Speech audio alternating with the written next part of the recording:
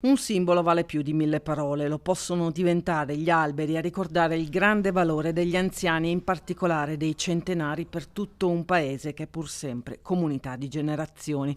È il senso della proposta di legge Un albero per ogni centenario presentata a Palazzo Madama a Roma dal senatore Antonio De Poli con una rappresentanza veneta. Un albero per ogni centenario che sono le nostre radici, che sono i pilastri della nostra società. Se non ci fossero loro, moltissime delle nostre famiglie andrebbero in difficoltà. Sono i nonni che tengono i figli, ma altrettanto sono quelli che ci danno la storia, le radici. La simbologia è che i nostri anziani non sono solo il nostro passato e il nostro presente, ma sono anche il nostro futuro. Ma all'orizzonte c'è di più, una festa che ha il sapore della sfida. Radunare a Padova il prossimo 4 maggio il maggior numero dei 1570 centenari veneti. In ballo un record per il Guinness dei primati, ma è anche un modo per dire grazie a chi ha tracciato la strada per le generazioni di oggi. Persone che hanno generato lo sviluppo dell'Italia del dopoguerra, che hanno dato il meglio di loro, che hanno costruito questa società, questa nostra ricchezza, questa nostra positività, società